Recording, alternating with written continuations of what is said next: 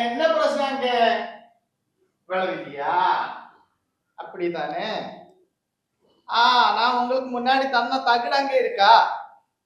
அதான் விளவுக்கு கடக்கல கடக்கல போடுங்க. அந்த தகுடு இல்லையா? எழுதி தந்த தகுடு இல்லையா? அந்த தகுடு விளக்கு கீழே போடுங்க போடுங்க. சாமி இனி ഒരു വട്ടി ഇങ്ങ വരുമ്പോ ഞാൻ ഉനക്ക് വേറെ എഴുതി തരാം. ഓക്കേ ശരി ശരി. നമസ്കാരം സ്വാമി. നമസ്കാരം. ഇരിക്കൂ ഇരിക്കൂ.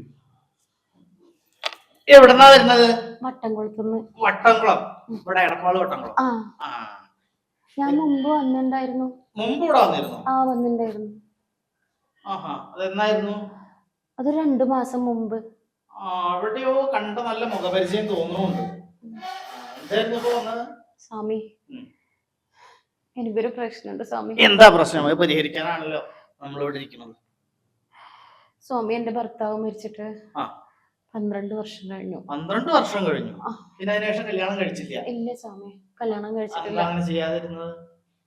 അത് എനിക്കങ്ങനെ ആരുമില്ല, കല്യാണം കഴിപ്പിച്ചു തരാനൊന്നും ആരുമില്ല സ്വാമി. ഞാൻ ഒരുപാട് കഷ്ടപ്പെട്ടിട്ടാ ജീവിച്ചിട്ടുണ്ടായിരുന്നെ. അടുത്ത വീട്ടിലൊക്കെ പണിക്ക് പോയിട്ടും അല്ലാത്ത സമയങ്ങളിൽ കോറിയിൽ പണിക്ക് പോയിട്ടൊക്കെ. അച്ഛനും അമ്മയൊന്നുമില്ല? അച്ഛനും അമ്മയൊക്കെ എന്റെ ചെറുപ്പത്തിലേ മരിച്ചതാ. ഞാൻ ഒളിച്ചോടി പോയി കല്യാണം കഴിച്ചതാണേ. ആദ്യം ഒളിച്ചോടിയിട്ടുണ്ട്? എന്റെ കെട്ടിയവനുമായിട്ട്. സത്യം. അപ്പൊ അത് ചെറുപ്പത്തിന്റെ ആ ഒരു ഇതിലൊക്കെ അങ്ങനെ പറ്റിയിട്ടുണ്ടാവൂലേ? 15 ഇഷ്ടപ്പെട്ടു സ്നേഹിച്ചു, രണ്ടുപേരും കൂടി ഒളിച്ചോടി. കുറച്ച് കഴിഞ്ഞപ്പോ ഭർത്താവ് മരിക്കുകയും ചെയ്തു. കുട്ടികളൊന്നും ആയിണ്ടായിരുന്നില്ല. കുട്ടികളൊന്നും ആയില്ല? ഇല്ല, 6 മാസം ആവുമ്പോഴത്തേക്കും പുള്ളിക്കാരൻ മരിച്ചു. 6 മാസം ഞങ്ങൾ ഒന്നിച്ച് ജീവിച്ചു? അതെ, പുള്ളിക്കൊരു ആക്സിഡന്റ് ആയിരുന്നേ. അങ്ങനെ പുള്ളി മരിച്ചു. എനിക്കൊരു സമാധാനം ഇല്ലാത്ത ജീവിതമായിരുന്നു പിന്നീട് അങ്ങോട്ട് സ്വാമി. ഞാൻ ഒത്തിരി ഒത്തിരി കഷ്ടപ്പെട്ടു. എന്താ ചെയ്യാ? ഭഗവാനോട് പറയാ, പ്രാർത്ഥിക്കുക, അല്ലാതെ നമുക്കൊന്നും അതിലൊന്നും ചെയ്യാനില്ല. ഭഗവാനോട് ഞാൻ എന്നും പറയുന്നുണ്ട് സ്വാമി. എന്നും ഞാൻ ദൈവത്തിന്റെ അമ്പലത്തിൽ പോയിട്ട് സമർപ്പിക്കുന്നത് വേണ്ടതെല്ലാം സമർപ്പിക്കും, പ്രാർത്ഥിക്കും, ഒക്കെ ചെയ്യും. പക്ഷെ എനിക്കൊരു ഗതി ഉണ്ടായിട്ടില്ല ഇതുവരെ. ഇപ്പൊ കുഴപ്പമില്ല. സ്വാമിയുടെ അടുത്തേക്ക് 2 മാസം മുമ്പ് ഞാൻ വന്നില്ലേ ആദ്യമായിട്ട്, അവിടുന്ന് അങ്ങോട്ടേക്ക് കുഴപ്പമില്ല. ഇപ്പൊ ഒരു ജോലിയൊക്കെ ആയി, സമാധാനമായി. ചെയ്തു. ശിവന്റെ അമ്പലത്തിൽ ചെയ്യാണ്ടായിരുന്നു, അവിടെ ചെയ്തു. എല്ലാ പരിഹാര കർമ്മങ്ങളും ചെയ്തു. പക്ഷെ ഇപ്പൊ പ്രശ്നം അതെന്താന്ന് വെച്ചാലേ, ഞാൻ നേരത്തെ പറഞ്ഞില്ലേ എനിക്കൊരു ജോലി കിട്ടിയെന്ന്. സ്വാമി അത് ആരെങ്കിലും ഉണ്ടാവുമോ? ഇവിടെ ആരുമില്ല, ഞാൻ തന്നെയുള്ളൂ. പറഞ്ഞോളൂ, അതിനിപ്പോ ഒരു കുഴപ്പമില്ല. ഡോക്ടറോടും വക്കീലിനോടും എഞ്ചിനീയറോടും ജ്യോതിഷിയോടും നുണ പറയുന്നത്. അല്ല, ആ കൂട്ടത്തിൽ എഞ്ചിനീയർ ഉണ്ടോ? ഉണ്ട്, എഞ്ചിനീയറോട് പറയുന്നു. പറഞ്ഞോളൂ, ധൈര്യമായിട്ട് പറഞ്ഞോളൂ. എന്താ വിഷയിച്ചാ നമുക്കത് പരിഹരിക്കാം. അല്ല, ആരും അറിഞ്ഞിട്ടില്ല ഇതുവരെ, അതുകൊണ്ടാ. ആരും അറിഞ്ഞില്ലാത്തൊരു വിഷയല്ലേ അത്. ഇപ്പൊ ആദ്യമായിട്ട് എന്നോട് പറയണോണ്ട് എന്താ കുഴപ്പം? സ്വാമി ഇതിപ്പോ ആരോടെങ്കിലും പറയൂ? ഞാൻ ആരോട് പറയാൻ? എന്തങ്ങനെയൊക്കെ? പറഞ്ഞോളൂ, കാര്യം പറയൂ. ഞാൻ പറഞ്ഞല്ലോ നേരത്തെ കഷ്ടപ്പെട്ടിട്ടാണ് ജീവിച്ചതെന്നൊക്കെ. ഇപ്പൊ ജോലി കിട്ടിയെന്നും പറഞ്ഞല്ലോ. അപ്പോ ജോലി കിട്ടിയിട്ട് സ്കൂളിൽ കഞ്ഞി വെക്കണ ജോലിയാണേ. ഒരുവിധം കഷ്ടപ്പാടില്ലാണ്ട് അങ്ങനെ ജീവിച്ചു പോവായിരുന്നു.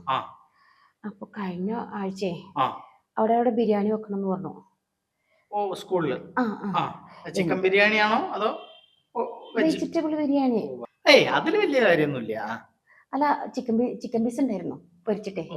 അതൊക്കെ കേമായിരുന്നു. ഒരു ഗ്ലാസ് പായസം കൊടുത്തു. ഇതൊക്കെ ഉണ്ടാക്കണം എന്ന് പറഞ്ഞപ്പോ അവരെന്നോട് ഒറ്റയ്ക്ക് ചെയ്യാൻ പറ്റുമെന്ന് വെച്ചപ്പോ ഞാൻ അങ്ങനെ ഏൽക്കുകയും ചെയ്തു. അങ്ങനെ ഒറ്റക്കൊക്കെ ചെയ്തു. എല്ലാം കഴിഞ്ഞു. ക്ലാസ്സിലെ കുട്ടികൾ കയറുകയും ചെയ്തു കൊടുത്തതിന് ശേഷം. അപ്പൊ എനിക്ക് എന്തോ ഒരു തലയിൽ മിന്നിച്ചല്. തലയിൽ മിന്നിക്കാന്നൊക്കെ പറയില്ലേ, തല ഇറ്റങ്ങോട്ട് വീണു. അവിടെ ഉണ്ടായിരുന്ന ആൾക്കാർ കൂടിയിട്ട് അന്ന് ആശുപത്രിക്ക് കൊണ്ടുപോയതേ. ടെസ്റ്റ് ഒക്കെ നടത്തിയപ്പോ ഞാൻ ഗർഭിണിയാന്നാ പറഞ്ഞേ. അല്ല, ഭർത്താവ് മരിച്ചിട്ട് 12 കൊല്ലായി എന്നല്ലേ പറഞ്ഞത്? അതെ. പിന്നെ എങ്ങനെ ഗർഭം ഉണ്ടായി? അതാപ്പൊ ഞാനും ആലോചിക്കുന്നത്. അല്ല, ഭർത്താവില്ലാണ്ട് ഗർഭം ഉണ്ടാവാം, പക്ഷേ അല്ല, അതില് ഒരു ഉത്തരവാദി വേണല്ലോ.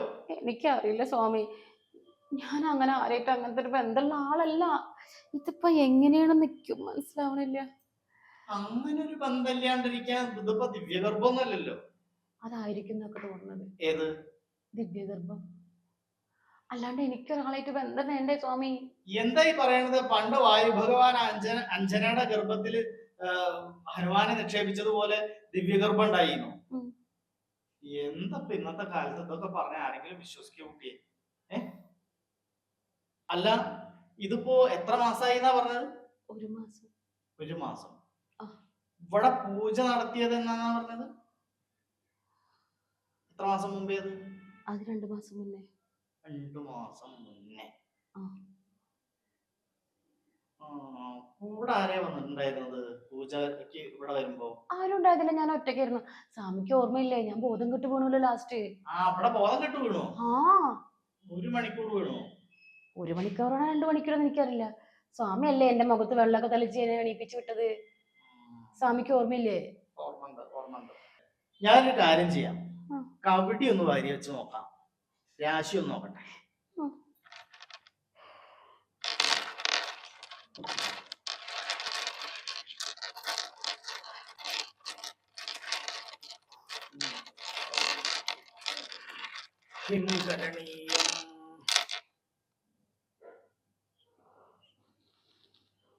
ഷൺമുഖ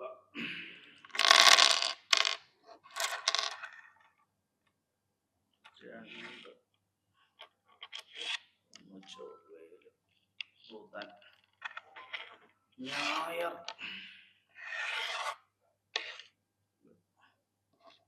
കേതു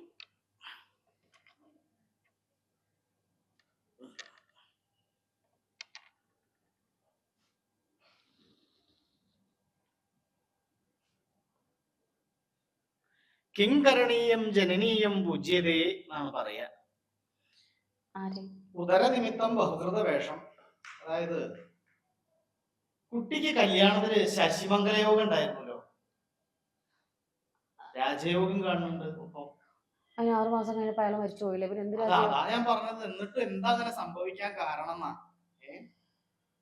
പിന്നെ ഇപ്പോ ഉദരനിമിത്തം ഞാൻ അതാ പറഞ്ഞതേ, നേരത്തെ പറഞ്ഞത് ബഹുകൃത വേഷം. മനസ്സിലായില്ല? ഉദരത്തിലാണല്ലോ ഗർഭം പേർന്നത്. അത് ഇനി ബഹുകൃത വേഷത്തിൽ ഇങ്ങോട്ട് പുറത്തേക്ക് വന്നിട്ട് ആരായി തീരും എന്നുള്ളത് നമുക്ക് യാതൊരു നിശ്ചയമില്ല.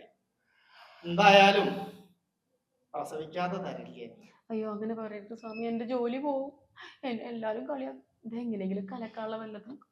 അല്ല, അതിന് ഇവിടെ വന്നിട്ട് കാര്യമില്ല, ഹോസ്പിറ്റലിൽ പോവുക, അത് കലക്കി കളയുക. അങ്ങനെയാണെങ്കിൽ അതല്ല എന്നുണ്ടെങ്കിൽ പ്രസവിക്കുക, അങ്ങനെ ഒരു കുട്ടീനെ പ്രസവിച്ച് വളർത്തുക. അപ്പൊ ഒരു തുണയായി.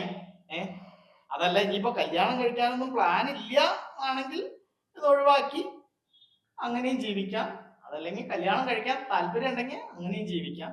ഇപ്പൊ 1 മാസമല്ലേ ആയിട്ടുള്ളൂ. ഇപ്പൊ തന്നെ ആരെയെങ്കിലും കല്യാണം കഴിക്കുകയാണെങ്കിൽ ഇത് അവന്റെ പറ്റിക്ക് വെച്ചു കൊടുക്കുകയും ചെയ്യാം. എന്റെ പൊന്നു സ്വാമി, നിങ്ങളെ ഈ മന്ത്രവാദമൊക്കെ ചെയ്തിട്ട് അങ്ങനെ എന്തെങ്കിലുമൊക്കെ പരിപാടി ഉണ്ടെങ്കിൽ അങ്ങനെ മാർഗമൊക്കെ ഉണ്ട്. അപ്പൊ ഹോസ്പിറ്റലിൽ പോകാൻ പേടിയാ?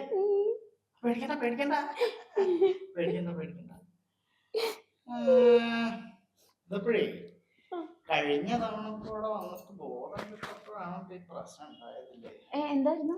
അല്ല, പൂജ നടത്തിയില്ലേ, അത് സക്സസ് ആയി. ഇവിടുത്തെ കാര്യം സക്സസ് ആയിട്ടുണ്ടായിരുന്നു. അതാണ് ഇപ്പൊ ഇതിന്റെ സംഭവം. എന്തായാലും ഒരു കാര്യം ചെയ്യാം, ഞാൻ 1-2 പരിഹാര ക്രിയകൾ പറഞ്ഞുതരാം.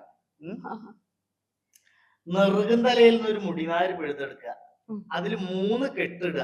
3 കെട്ടിട്ടിട്ട് വീടിന്റെ ഉള്ളിലേക്ക് പ്രവേശിക്കുന്നതിന്റെ മുറ്റത്ത്, വീടിന്റെ ഒതുക്കുകല്ലില്ലേ, അവിടെ തലയിൽ 3 പ്രാവശ്യം ഒഴിഞ്ഞിട്ട് കുഴിച്ചിടുക. അങ്ങനെ വരുമ്പോ ഒരാഴ്ചക്കുള്ളിൽ ഇത് ഒഴിവായി പോവാൻ സാധ്യത ഉണ്ട്. എന്നിട്ട് ഇത് പോയിട്ടില്ല എങ്കിൽ ധൈര്യമായിട്ട് ഹോസ്പിറ്റലിലേക്ക് വിട്ടോളൂ. ബാക്കി കാര്യങ്ങളൊക്കെ ഡോക്ടർ നോക്കിക്കോളൂ. ബേജാറാവരുത്, കരയരുത് കരയരുത് കരയരുത്. ഇനി ഇടയ്ക്കൊക്കെ ഇങ്ങോട്ട് വരിക, ഞാൻ വേറൊരു പൂജ കുറച്ച് ദിവസം കഴിഞ്ഞിട്ട് പറഞ്ഞുതരാം, ചെയ്തു തരാം. പിന്നെ അപ്പൊ അങ്ങനെയൊക്കെ നടക്കും. പൂജക്കൊക്കെ പോണതല്ലേ. അപ്പൊ ഇനി ഇടയ്ക്കിടയ്ക്ക് വന്നോളൂ കേട്ടോ. പിന്നെ നാടകാന്തം കവിത്വം എന്നല്ലേ പറഞ്ഞിട്ടുള്ളത്, മനസ്സിലായില്ല അല്ലെ? നമ്മൾ ജീവിതം ഒരു നാടകമാണല്ലോ. നാടകം ജീവിതത്തിൽ ഇങ്ങനെ കളിച്ച് കളിച്ച് കളിച്ച് നമ്മൾ അവസാനം കവി ആയി മാറും. അപ്പോഴാണ് കവിത്വം കിട്ടുക. ചില സമയത്ത് അത് കവിത്വം ആയി മാറും. നാടക ജീവിതം ആടി ആടി ആടി മനുഷ്യൻ കവിയാകും. കബി എന്ന് പറഞ്ഞ കുരങ്ങൻ. കുട്ടി ഇപ്പൊ ഏറെക്കുറെ ഒരു കുരങ്ങന്റെ ഒരു ഇതിലേക്ക് എത്തിയിട്ടുണ്ട് മാനസികമായിട്ട്, അല്ലെങ്കിൽ അങ്ങനെ ആവാനുള്ള ഒരു ഇതിൽ എത്തിയിട്ടുണ്ട്. അതിനെ ഇനി നമുക്ക് തിരിച്ചു പിടിച്ച് ഇങ്ങോട്ട് വീണ്ടും ശരിയാക്കി എടുക്കാം. ജോലിയൊക്കെ ഇവിടെ തന്നെ റെഡിയാക്കി തരാം, ധൈര്യമായിട്ട് പൊക്കോളൂ. അപ്പൊ ഞാൻ മുടിനാരിയുടെ ആ മുടിനാരേഴായി കീറിയിട്ട് എന്നാണ് പറഞ്ഞിട്ടുള്ളത്. എന്നാ ശരി പൊക്കോളൂ പൊക്കോളൂ, ധൈര്യമായിട്ട് ഇടയ്ക്കൊക്കെ വന്നോളൂ കേട്ടോ. കാശില്ല. കാശൊന്നും വേണ്ട, ആരൊക്കെ കാശൊക്കെ ചോദിച്ചത്. ശരി.